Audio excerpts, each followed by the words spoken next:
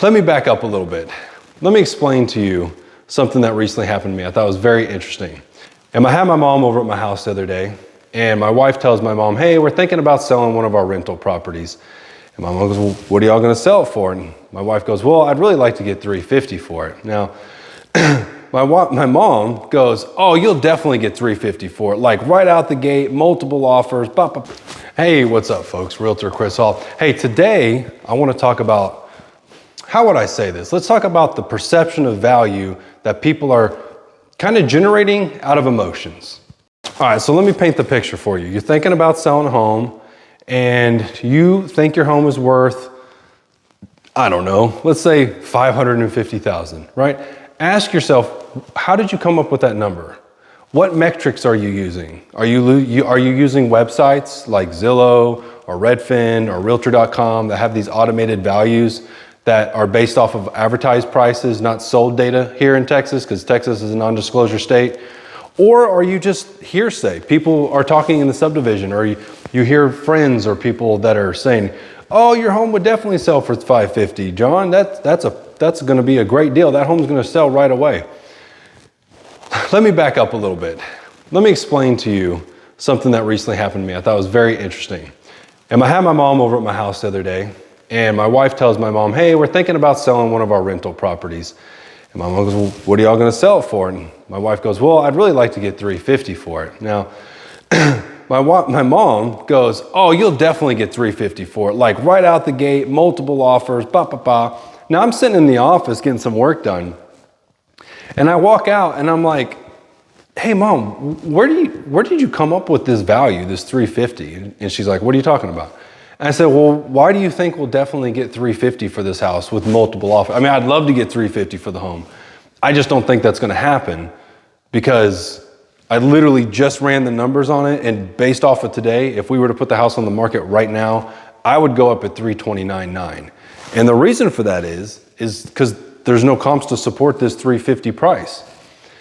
And it made me realize, I've been having a lot of conversations with sellers lately, very similar to this. I'll tell them the numbers, and it almost seems like it doesn't matter what I tell them. They always think the home is worth more. And I've had that. That's not a new thing. That's not something that's just recently started happening.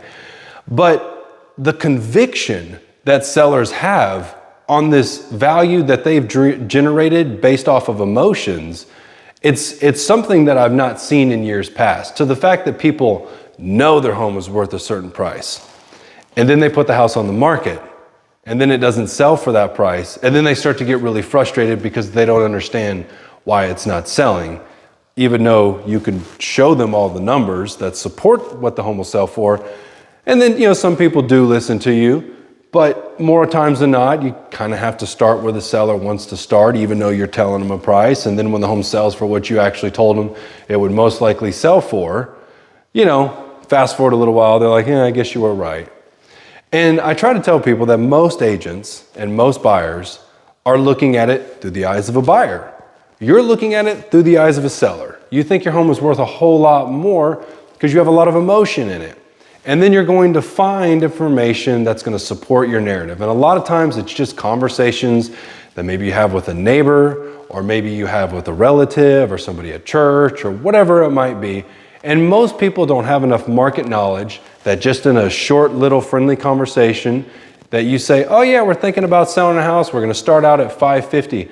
Most people aren't gonna say, ooh, whoa, John, man, hey, chill out, bro. Where are you coming up with that number, dude? You're gonna set yourself up for a lot of stress. You're probably gonna sit on the market for a little while. And then the other part of the coin that I've seen is people say, man, Chris, I wish we would have sold last year or the year before and the market was hot. Now, I haven't ran numbers in a couple weeks now, but I'm gonna pop them up here. So as you can see, you've got the numbers definitely spiked. So I guess when people say, I wish I had sold back in 2022, yeah, potentially I was wrong there. The numbers would appear that they were higher at some point in 2022 than they are now. But you can see you got that downward trend, went up, came down. I would anticipate it's going to go up above 400,000. But time will tell. And I think a lot of that has to do with the interest rates as well. And let's see. Are values going up in North Texas, or are values going down, or are they staying about the same? If I had to bet money right now, they're most likely about the same or a little bit higher, taking out the seasonality trends that you see as you move through the holidays and stuff like that. But I would bet that the numbers are about the same on a slight trajectory moving up just because the inventory is so low. So if you're thinking about selling, my contact information is below, but I'd really advise you, be careful on where you're getting your information from. One, when you're talking to neighbors. I just took a listing last week and it was really interesting. I was sitting down with the seller and I showed him all my numbers, showed him what I thought the house would sell for.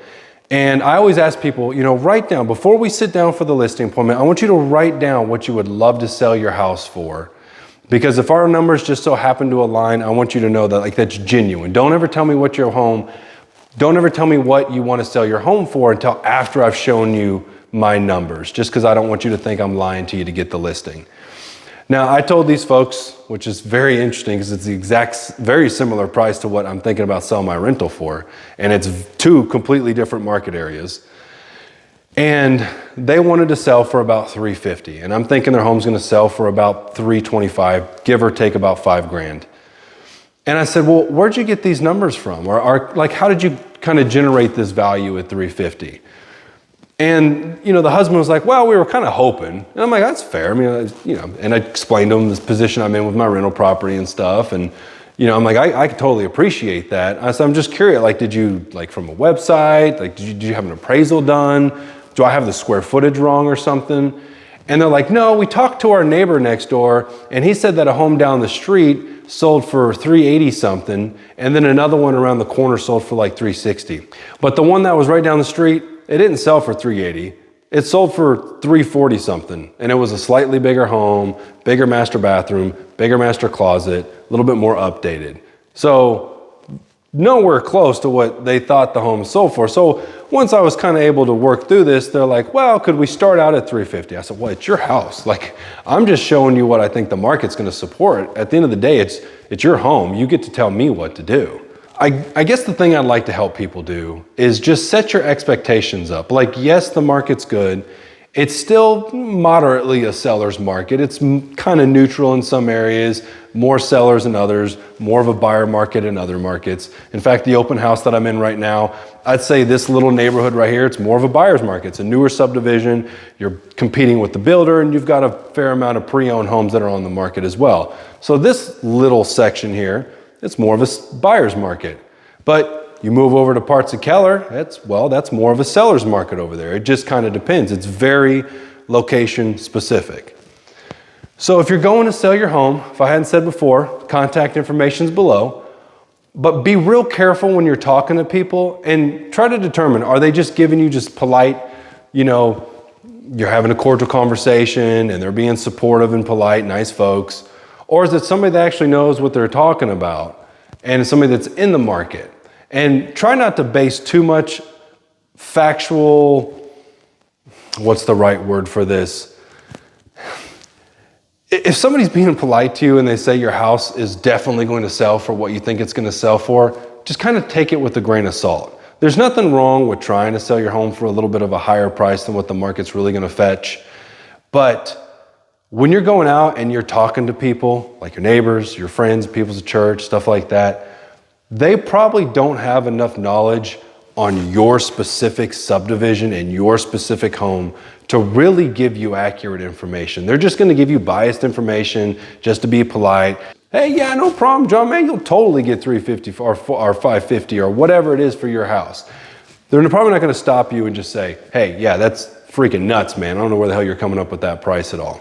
And by doing this, you're going to set yourself up for a lot more success, because as fast-paced as the market is, the margin, what I've noticed for homes selling for over market price, it's just not happening too much. Unless you have something in that home that's outstanding, that's going to warrant that value, most people just don't want to mess right now. They don't want to mess with a property that's even slightly overpriced. And I'm going to put a link in this description, and I want to tell you a story about a recent listing I sold that was very similar to that. The home did end up selling, but it was amazing with just a small reduction, which got it in line with what the market was supporting.